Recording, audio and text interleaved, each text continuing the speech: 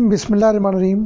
رسول اللہ صلی اللہ علیہ وسلم سے ان کے صحابہ اور صحابیات کو جو محبت اور جو عقیدت تھی اور جس کی خاطر وہ اپنے سگے ماں باپ اور رشتہ داروں کو بھی خاطر میں نہ لاتے تھے اور اللہ کے رسول صلی اللہ علیہ وسلم کے لیے سب کچھ کرنے کے لیے تیار رہتے تھے، اور ان کی اولین ترجیح رسول اللہ صلی اللہ علیہ وسلم کی عظمت تھی۔ انہی صحابہ کرام اور صحابیات میں حضرت عمر فاروق رضی اللہ تعالیٰ عنہ اور ام المومنین حضرت ام حبیبہ رضی اللہ تعالیٰ عنہ بھی شامل ہیں۔ 3 واقعات اس ویڈیو میں آپ کو پیش کرتا ہوں، ان سے آپ کو اندازہ ہوگا کہ ان صحابہ اور صحابیات نے کس طرح رسول اللہ صلی اللہ علیہ وسلم کے ساتھ اپنی محبت اور عقیدت کا اظہار کیا، اور اس کے لیے ام المومنین حضرت ام حبیبہ نے اپنے والد کا بھی لحاظ نہ کیا۔ تو شروع کرتے ہیں آج کی ویڈیو۔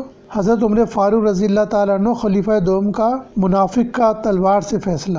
حضور صلی اللہ علیہ وسلم کے زمانے میں ایک یہودی اور ایک منافق میں کسی بات پر جھگڑا پیدا ہو گیا۔ یہودی چاہتا تھا کہ جس طرح بھی ہو میں اسے حضرت محمد صلی اللہ علیہ وسلم کی خدمت میں لے چلوں، چنانچہ وہ کوشش کر کے اسے حضور صلی اللہ علیہ وسلم کی بارگاہ عدالت میں لے آیا، اور حضور صلی اللہ علیہ وسلم نے واقعات سن کر فیصلہ یہودی کے حق میں دیا۔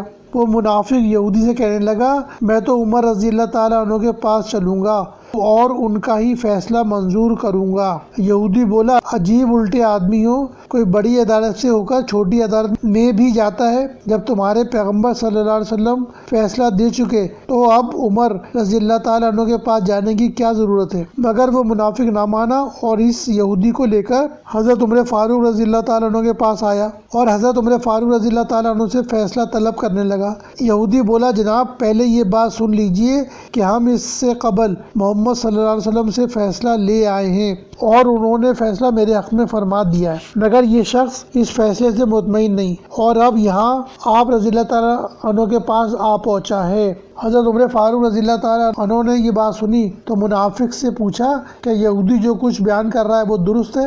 منافق نے کہا کہ ہاں، سرکار صلی اللہ علیہ وسلم اس کے حق میں فیصلہ کر چکے ہیں۔ فاروق اعظم رضی اللہ تعالیٰ عنہ نے فرمایا، اچھا ٹھہرو، میں ابھی آیا اور تمہارا فیصلہ کرتا ہوں۔ یہ کہہ کر آپ اندر تشریف لے گئے اور پھر ایک تلوار لے کر نکلے اور اس منافق کی گردن پر یہ کہتے ہوئے ماری کہ جو حضور صلی اللہ علیہ وسلم کا فیصلہ نہ مانے اس کا فیصلہ یہ ہے۔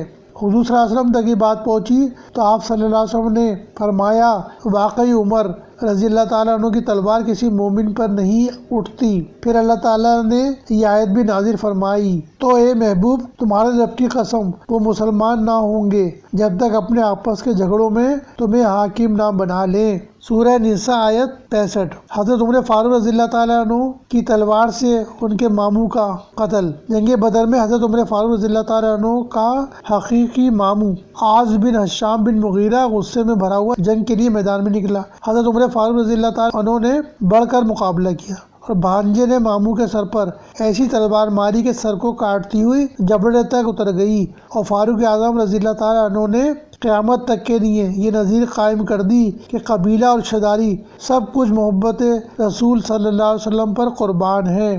بیٹے کی تلوار باپ کا سر۔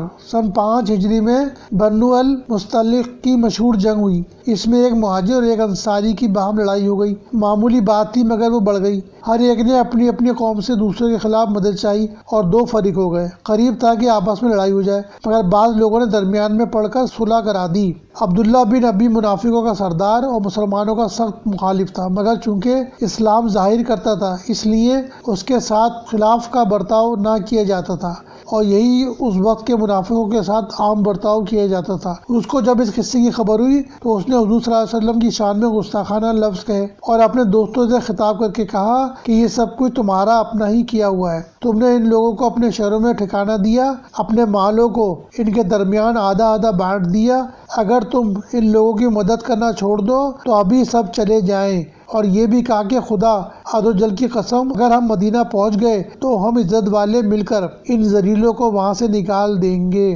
حضرت زید بن ارقم رضی اللہ تعالیٰ عنہ 9 عمر بچے تھے، وہاں موجود تھے۔ یہ سن کر تاب نہ لا سکے، کہنے لگے، خدا عز و جل کی قسم تو ذلیل ہے، تو اپنی قوم میں بھی ترچھی نگاہوں سے دیکھا جاتا ہے، تیرا کوئی حمایتی نہیں، اور محمد صلی اللہ علیہ وسلم عزت والے ہیں، رحمان عز و جل کی طرف سے بھی عزت دیے گئے ہیں اور اپنی قوم میں بھی عزت والے ہیں۔ عبداللہ بن ابی نے کہا، اچھا چپ کر ہے، میں تو ویسے ہی مذاق میں کہہ رہا تھا، مگر حضرت زید رضی اللہ تعالیٰ عنہ نے جا کر حضور اقدس صلی اللہ علیہ وسلم سے کہہ دیا۔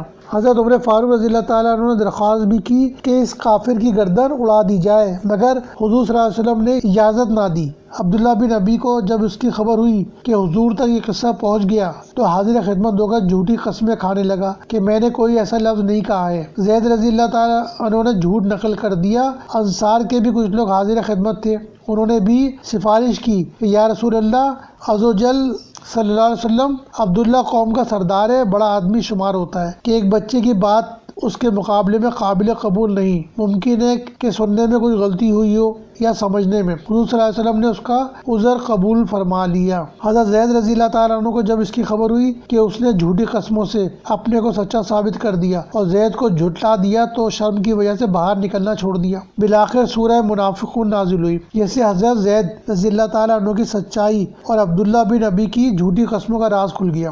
حضرت زید رضی اللہ تعالیٰ عنہ کی وقت موافق اور مخالف سب کی نظروں میں بڑھ گئی اور عبداللہ بن ابی کا قصہ بھی سب پر ظاہر ہو گیا، اور عبداللہ بن ابی کے بیٹے کا نام بھی عبداللہ تھا اور بڑے پکے مسلمان اور سچے عاشق رسول صلی اللہ علیہ وسلم تھے۔ جنگ سے واپسی کے بعد مدینہ منورہ سے باہر تلوار کھینچ کر کھڑے ہو گئے اور باپ سے کہنے لگے، اس وقت تک مدینہ میں داخل ہونے نہیں دوں گا جب تک تو اس کا اقرار نہ کرے کہ تو ذلیل ہے اور محمد صلی اللہ علیہ وسلم عزیز ہے۔ اس کو بڑا تعجب ہوا کیونکہ یہ ہمیشہ سے باپ کے ساتھ نیکی کا برتاؤ کرنے والے تھے، مگر حضور صلی اللہ علیہ وسلم کے مقابلے میں باپ کی کوئی عزت و محبت دل میں نہ رہی۔ آخر اس نے مجبور ہو کر اقرار کیا کہ واللہ میں ذلیل ہوں اور محمد صلی اللہ علیہ وسلم عزیز ہے۔ اس کے بعد مدینے میں داخل ہو سکا۔ اسی طرح جنگ بدر میں کفار کا سپہ سالار عتبہ بن ربیع جب میدان میں نکلا تو اس کے فرزند حضرت ابو حذیفہ رضی اللہ تعالیٰ عنہ تلوار کھینچ کر اس کے مقابلے کو نکلے، مگر رحمت عالم صلی اللہ علیہ وسلم نے اس کو گوارا نہ فرمایا کہ بیٹے کی تلوار باپ کے خون سے رنگین ہو، اس لیے ابو حذیفہ رضی اللہ تعالیٰ عنہ مقابلے سے ہٹا دیے گئے اور عتبہ بن ربیع